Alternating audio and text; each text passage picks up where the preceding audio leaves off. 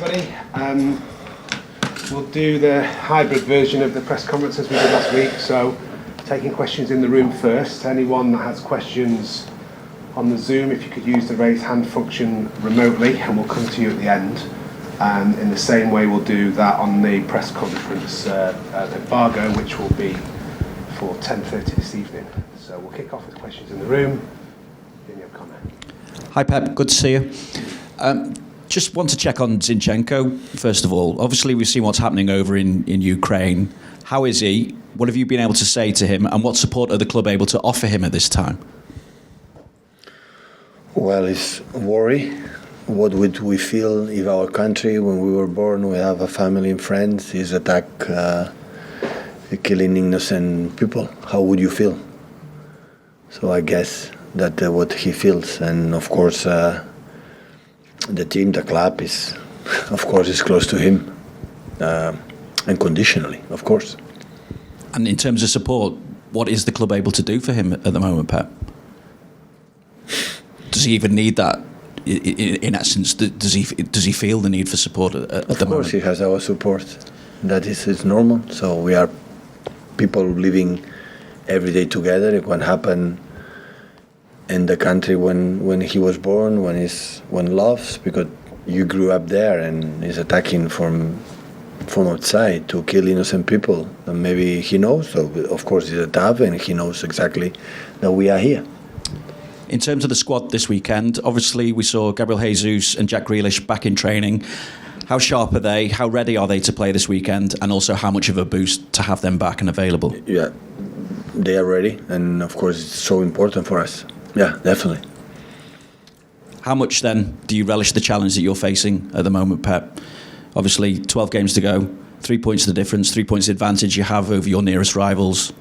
How much do you relish the challenge that you're facing? Marvelous being here. It's great to be here. We knew it is a long road, and we know it, and try to be ourselves every single game, not just in the Premier League competition, all the competitions. It's nice to be there. Simon? Hi, Pep. Just going back to Zinchenko, have you spoken to him about whether he's in the right mental state to play games? I realise football is not the most important thing, but I just wondered whether he's going to play. Yeah, we spoke, all of us. I spoke personally with him, of course, and everyone, Dino and the friends and the staff and everyone, of course. So we are not living out of this world, and these are headlines, unfortunately, today, all around the world, and he's concerned. But Alex is an incredible, strong guy, really, really one. And of course, it's not easy in the moment, but today in the training session, like yesterday, was brilliant. So he's ready to play, just in case he has to play, and he's ready. And he went to a demonstration last night. Is that the kind of thing that you would expect from someone who is concerned about what's happening in their country? What would you do if someone abroad attack UK? How would you react? How would you feel? So it's what he feels. So, like, it's a way, what happened in Yugoslavia, and no one did anything, and they killed themselves for many, many years. And unfortunately, around the world, there are many, many wars, many. This is a new one. So it's a pity, because more than a pity, because innocent people is going to die, when these innocent people just want to live in peace. All around the world, the people want to live in peace. Have a house to sleep well, a plate on the table, some pleasures like movies, books, walks, and some people who love, and that's all. People, I think, don't expect much than that.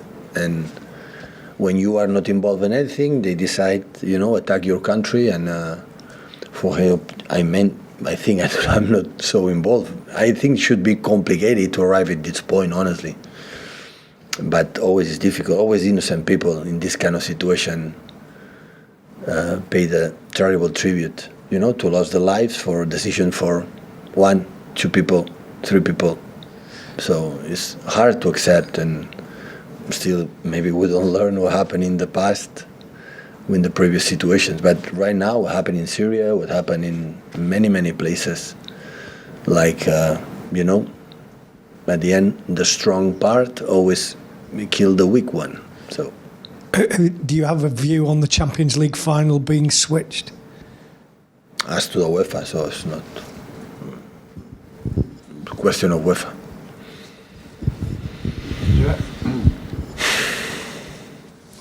Hi, Pep. On less serious matters, your team's not used to losing games. Do you see a difference in them in the days following a defeat like you had last weekend?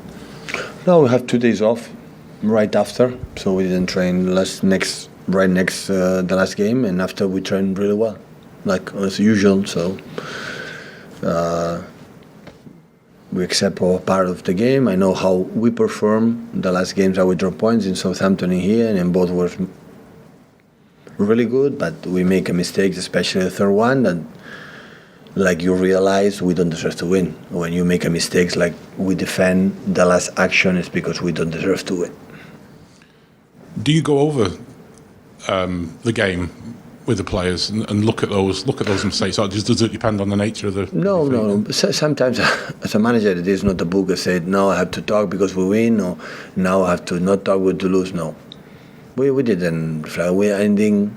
I think the players know exactly the reason why we were not able to win, and maybe another day in more advance we'll talk about that. Now it's just we train really well these days and just focus on the game tomorrow and FA Cup Tuesday and Derby and after Champions League and step by step. So we have time to improve, and we know it. So when people say time ago, or not long time ago, a few days ago, when we were a perfect team, when we had to improve, and I said all the time the same answer. Of course, there are many things to improve, and we have to admit we face an incredible team, defend really well, really well, and they have incredible pace for the counter-attack and the quality that they have. Always Tottenham had an exceptional players up front, and defensively always we struggle against them, and it's not the exception this season. So they are a good team, a really good team. Thank you. Hi, Pep.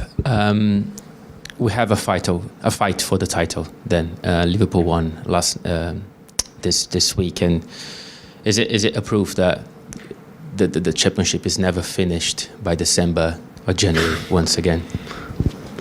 It looks a little bit ridiculous. I have to argue this, so I'm sorry. So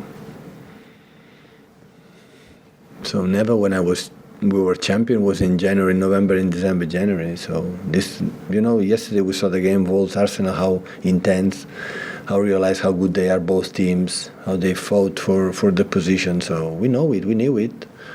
So we just, so what's next? And try to win the next game, and that's all. So I knew it before, it's not a surprise for me. So a lot of games, the rivals are so good, not just Liverpool, all of them. And what made me feel let's go try to do it here today. We are where we are in all competitions, that. So in the games when we drop points, especially the last part, not the beginning of the season, the first or second or third game, like always we play in disadvantage for the fact we were so late in the preseason for after European Cup and this kind of stuff. So we played really well.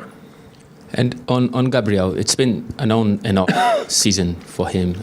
What could he bring for this final part of the season to your team? What do you expect from Gabriel is so important in many aspects that we don't have in the first expression, and when we need a guy for the movements in behind, for many aspects is so important. It's unpredictable in the final third. So, and unfortunately we were out for a little bit, 2-3 weeks, and Jack as well. But yeah, they are back, and how they moved these 2 days, 3 days was good. Thanks, guys. We'll take some questions on the Zoom prior to the embargo. We'll start with Mike Minet. Mike, if you can unmute yourself. Hi, Pep. Hi. I hope you can hear me okay. Each time you've lost recently in a title race, when it's mattered, you've gone to bounce back with some very lengthy runs. It was 15 games before the Spurs defeat. They had the 14-game winning run a couple of years ago, 21 games unbeaten last season. Will you have to do the same? Will you have to win every game from now until the end of the season to beat Liverpool? Where is right? When is right? In which book is right? In December, January, we are champion, and which is right? Say the Man City, because they win in the past lots of games, they make a lot of games. I will not play, so we are sure we have to win 12 or 13 games, so we will not play from now on. We will be champion tomorrow. So honestly, in the past when we were able to do it, I never thought about that. So I have to think, okay, tomorrow's Goodison Park against Everton, and a new manager, and in the position they need points. Try to do a good game and win. Of course, win it. So it's only I'm concerned. No, I don't look for. I know, because I said when we were clear, we have to win a lot of games to be champions. I felt it now, I feel it now, and I will feel it until the end of the season, because I know not just Liverpool, Chelsea, and the other ones are there, but especially Liverpool, because it's the closest in our position. We knew it before, so. But that is the challenge. That's nice. So after many years winning, 3 Premier Leagues in the last 4 years, still we are there, and this is good. And we're going to drop points. I don't know, but keep going until there is, the possibility to be champion. We'll fight. That's 100% for sure. And on Everton, different manager from when you last faced them, Frank Lampard in, compared to Rafa Benitez. What differences do you expect in a Frank side compared to a Rafa side? But I don't know. Sometimes when you make that comment, respect, for the guy that's not there involved right now, I will do a good comments, because always I feel that. I always, when I see the opponents, I had the feeling, I try to look the strength points that they have, and saying good words from Frank, I would say, but for Rafa, this is not my intention. So every manager has his own ideas. The players are there. Everton invests a lot in the last years, and still they're fighting the right moment to make a step, for the history they deserve to be. And I know for our experience with Goodison Park always was tough, for the environment, for the stadium, for many things, but in the same time, I have full confidence in these players. It should not be the other. I don't have another alternative, so don't trust with these guys. Thank you, Mike. Michael Gray. Hi, Pep. Pep, you know the quality that Everton have, certainly in forward positions, since they've obviously changed manager through the middle of the season. Does that surprise you, or does it surprise you where Everton find themselves in the Premier League right now?